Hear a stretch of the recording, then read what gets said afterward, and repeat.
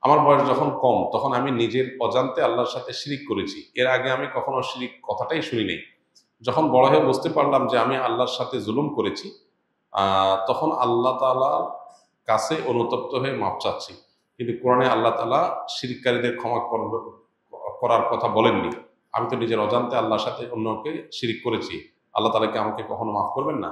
প্রথম কথাটা, আপনার প্রশ্নের মধ্যে একটা ছোট ভুল আছে। আপনি বলেছেন আল্লাহর প্রতি জুলুম করেছেন। আল্লাহর প্রতি জুলুম করা যায় না। নিজের ভিতরেই আপনি জুলুম করেছেন। আর উত্তরে আসি যে আল্লাহ তাআলা শিরক মাফ করেন না। ইন্নাল্লাহা লা ইয়াগফিরু আন ইউশরাকা বিহি। আল্লাহর সঙ্গে শিরক করলে সেটা আল্লাহ মাফ করবেন না। এটার মিনিংটা কি?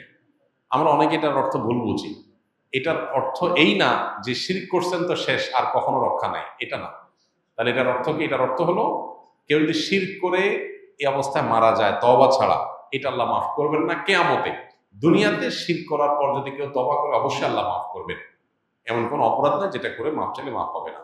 সাহাবীদের অনেকেই ইসলাম গ্রহণ করার আগে তারা মূর্তি পূজারী ছিলেন, কিন্তু তারা তওবা করেছেন, শিরক থেকে বের হয়ে আসেন, তাওহীদে বিশ্বাসী হয়েছেন, আল্লাহ তাআলা তাদের গুনাহ মাফ করেছেন। আল ইসলামু ইয়াহদিমু মা কানা ক্বাবলাহ।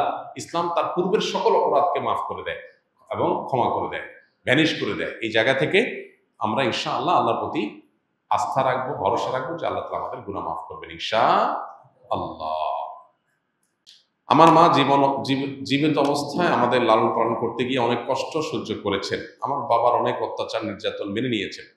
আমাদের মা আমাদেরকে মানুষ করতে গিয়ে কঠোর পরিশ্রম করতে হয়েছে।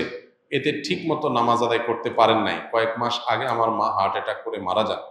আমি তা জানি না আমার মা কতটুকু আমল করেছে। আমি তো জানি না আমার মা কতটুকু আমল করেছে। আমি যদি প্রতি রাতে সূরা মুলক পাঠ করে আল্লাহর কাছে আমার মায়ের জন্য দোয়া করি, তাহলে কি আমার মায়ের কবর আযাব মাফ হবে?